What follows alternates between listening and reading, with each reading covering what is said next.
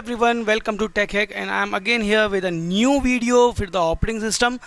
दोस्तों आज के टॉपिक में हम पढ़ने वाले हैं कि इंटर प्रोसेस कम्युनिकेशन क्या होता है, कैसे दो प्रोसेस आपस में एक दूसरे के साथ कम्युनिकेट करती हैं, क्या मॉडल्स यूज़ किए जाते हैं। दोस्तों इससे पहले कि हम आगे बढ़ें, मेरी आपसे रिक्वेस्ट है, हमारा चैनल धीरे धीरे लोगों तक पहुंच रहा है और हमारा जो अल्टीमेट गोल है वो यही है कि सभी लोगों को नॉलेज ईजिली ग्रैब कर हो पाए। इसीलिए मेरी आपसे रिक्वेस्ट है कि please do like, subscribe and share with your connection that Tech Hack making things easy. जैसा कि नाम से मालूम चल रहा है कि दो प्रोसेसेस के बीच में कम्युनिकेशन या फिर प्रोसेसेस के बीच में कम्युनिकेशन को हम बोलते हैं इंटर प्रोसेस कम्युनिकेशन। गाइस हम सभी लोगों ने गूगल क्रोम और बहुत सारे ब्राउज़र्स यूज़ किए हैं। कई बार ऐसा भी होता है हमारे साथ कि हमें ब्राउज़र्स के साथ कुछ साइट्स ओपन करनी होती हैं और वो लोड होने में बहुत टाइम लगाती हैं। हम कई बार देख चुके हैं कि जो बहुत पुरानी बातें हैं, जब हमारे पास एक्सप्लोरर चला करता था या फिर क्रोम, मोज़िला, फायरफॉक्स, ओपेरा, ये सभी इतने अपग्रेडेड नहीं थे, तो हमारी साइट्स जब मैं बहुत पुराने टाइम की बात कर रहा हूँ दोस्तों, उस वक्त क्या होता था कि हमारे पास जो साइट्स थे वो लोड नहीं होते थे और एक प्रॉब्लम आती थी कि internet explorer can not show this page. धीरे धीरे डेवलपमेंट्स हुए और लोग थ्रेडिंग की तरफ गए, मल्टी थ्रेडिंग की तरफ गए और उन्होंने चीज़ों को डिप्लॉय किया, डेवलप किया और हमने जो मल्टी थ्रेडिंग मॉडल पढ़ा था, इस तरह के कुछ मॉडल्स बनाए गए ताकि प्रोसेसेस को हम थ्रेड्स में कन्वर्ट करके सभी का एग्जीक्यूशन कन्फर्म कर सकें।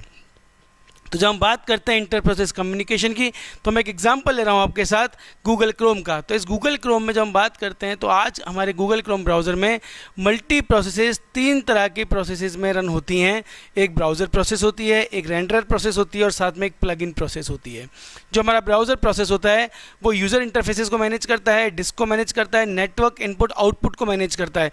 और जो हमारा रेंडर होता है वो वहाँ पर जावा स्क्रिप्ट, HTML के साथ डील करता है और हमारे वेब पेजेस को रेंडर करता है, उस जगह तक भेजता है जहां उसे ओपन होना था। सैंडबॉक्स हमारे नेटवर्क इनपुट आउटपुट सिस्टम, हमारे लोकल सिस्टम, रेस्ट्रिक्टेड जो डिस्क होती हैं इनके एक्सेस को रेस्ट्रिक्ट करता है ताकि बाहर का हैकर्स हमारे सिस्टम्स को इंटरनल जो भी स्टोरेज है उसे हम नहीं कर सके। और साथ में हम कुछ प्लगइन्स भी इंस्टॉल करते हैं जिनकी वजह से हम कुछ एक्सेसिबिलिटी को पा सकते हैं।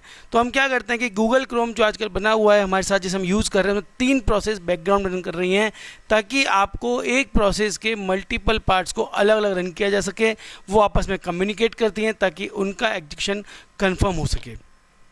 तो दोस्तों जब हम बात करते हैं आईपीसी की, तो इसकी कुछ रिक्वायरमेंट्स भी थी। तो हमें जो आईपीसी की रिक्वायरमेंट है वो चार कारणों से पड़ी।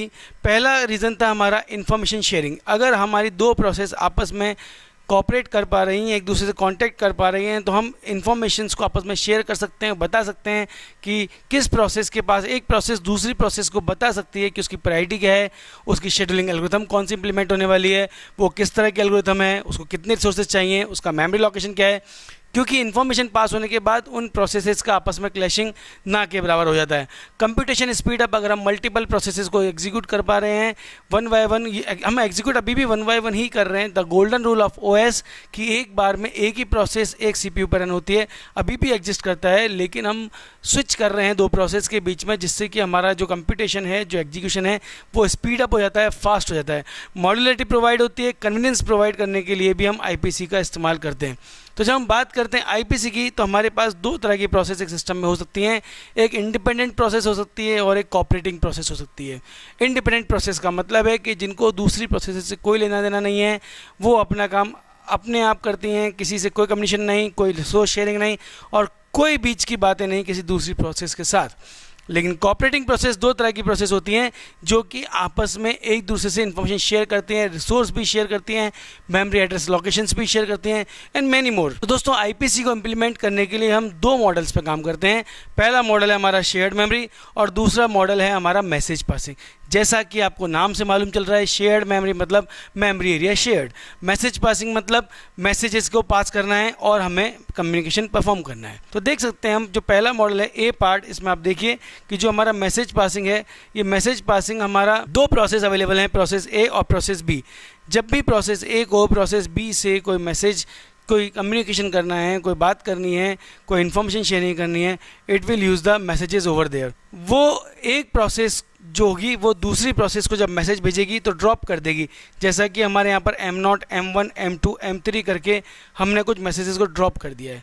प्रोसेस B को जब भी मैसेज रिक्वायरमेंट होगी वो जाएगी और उस मैसेज को वहाँ से ग्रैब करके लाएगी और अपना काम कर लेगी। तो हम मैसेजेस के थ्रू आपस में कम्युनिकेट कर रहे हैं, इसे हम बोलते हैं मैसेज पासिंग। इसी सीक्वेंस में जो हम अगर एग्जाम्पल लेने की बात करें तो हमारा व्हाट्सअप इसी का एक एग्जाम्पल है। आप अपने आप को एक प्रोसेस ट्रीट कर लीजिए और अपने फ्रेंड्स को दूसरी प्रोसेस ट्रीट कर लीजिए। तो आपको अपने मल्टीपल फ्रेंड्स के साथ जब कम्युनिकेट करना होता है तो आप उसे मैसेज भेजते हैं और वो आपको मैसेज के थ्रू ही रिप्लाई करता है। इसे हम बोल सकते हैं मैसेज पासिंग मॉडल इम्प्लीमेंटेशन है। दूसरा मॉडल है शेयर्ड मेमोरी। इस मॉडल में हम शेयर्ड मेमोरी नाम का एक स्पेस जनरेट करते हैं। जब भी किसी प्रोसेस को दूसरी प्रोसेस के साथ कम्युनिकेट करना होता है वो अपने मैसेज को शेयर्ड मेमोरी स्पेस में जाके ड्रॉप कर देता है। दूसरी प्रोसेस जाती है, वहाँ से उसे पिक करती है और अपने काम के मैसेज को यूज़ कर लेती है।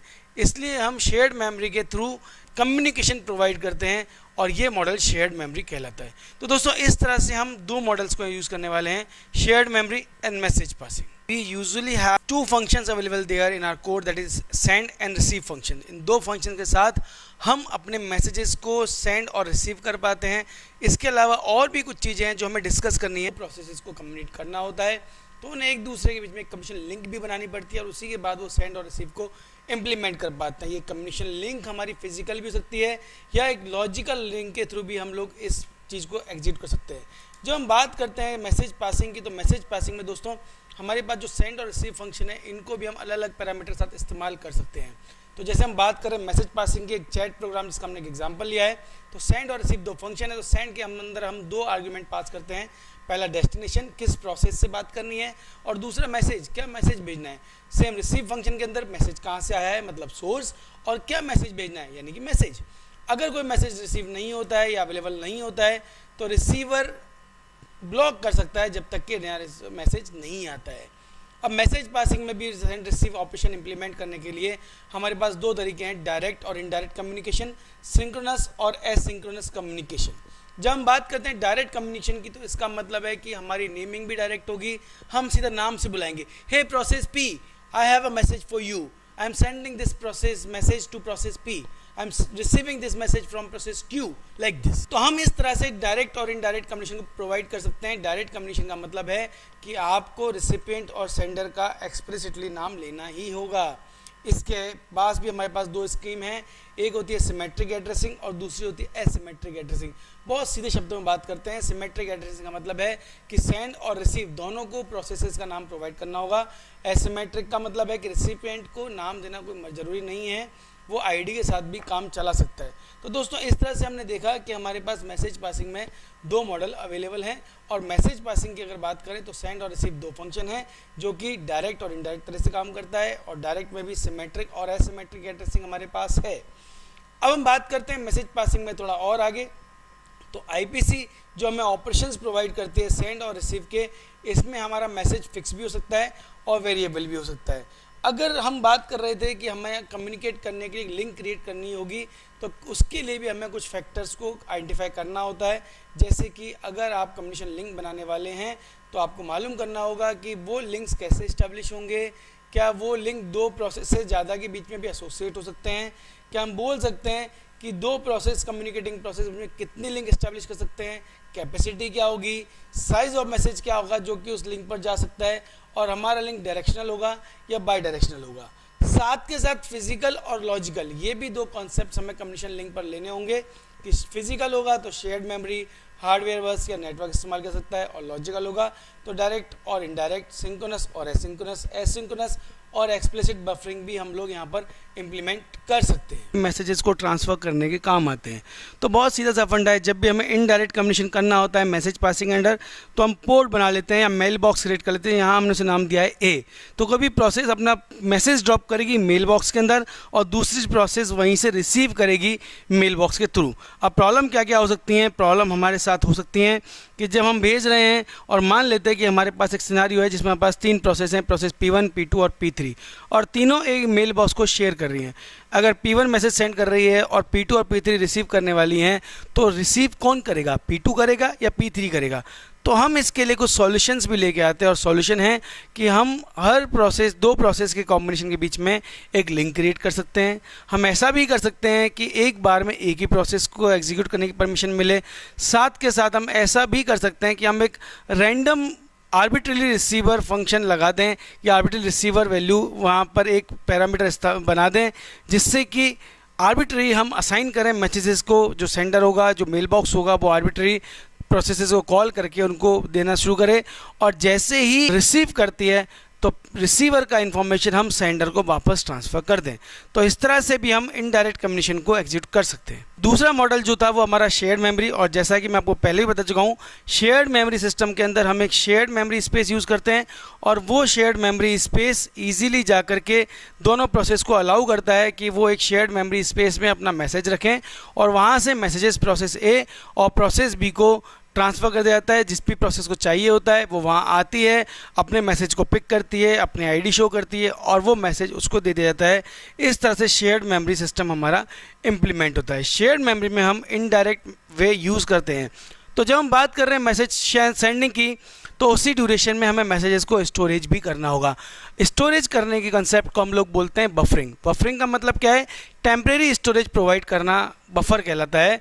तो हम जब बफर कर रहे हैं तो हमारे पास तीन तरह के बफर कैपेसिटी अवेलेबल हैं। First capacity is zero capacity. Zero capacity का मतलब है कि हमारे पास बफर है, उसमें आप किसी भी मैसेजेस को वेटिंग में नहीं डाल सकते। जैसे ही मैसेज ड्रॉप होगा, हाथों हाथ रिसीवर को पिक करना होगा, यानी कि there is zero capacity of waiting. इसका मतलब सेंडर वेट करता है रिसीवर के लिए, जैसे रिसीवर आता है वो ड्रॉप करता है, रिसीवर तुरंत पिक करता है और चल देते हैं, तो वेटिंग टाइम नलिफाइड। जो दूसरा वे हमारे पास है बफरिंग का, वो है बाउंडेड कैपेसिटी। इसमें फाइनाइट लेंथ होती है, यानी कि कुछ हम एक एरे बना सकते हैं प्रोग्रामिंग के हिसाब से। और अगर हम नॉन टेक्निकली समझें तो हमारे पास मान लेते हैं कि 5 स्पेस अवेलेबल है, से 5 मैसेज रखे जा सकते हैं। तो हम वहाँ पर उन 5 मैसेज को रखते हैं और वहाँ से सेंडर रिसीवर एक एक करके पिक करता है। जैसे भर जाएगा तो सेंडर वेट करेगा जब तक कि वो खाली नहीं हो जाता है। अनबाउंडेड कैपेसिटी का मतलब है कि आपको कोई रिक्वायरमेंट नहीं है कितना डेटा रखा गया, कितना खाली किया गया, आप मन मर्जी से जितना चाहे उतना भर सकते हैं और इन एक्चुअल में ऐसा कुछ भी नहीं होता है। तो दोस्तों, हमने आज पढ़ा कि इनडायरेक्ट मैसेज पासिंग क्या होता है, डायरेक्ट मैसेज पासिंग क्या होता है, शेयर्ड मेमोरी मॉडल क्या होता है और एक्चुअल में आईपीसी क्या होता है, इंटर प्रोसेस कम्युनिकेशन क्या होता है और क्यों इस्तेमाल करना होता है। Thanks a lot for the watching and keep watching and please share, subscribe with your groups and your connections. Thanks for motivating. Thank you very much.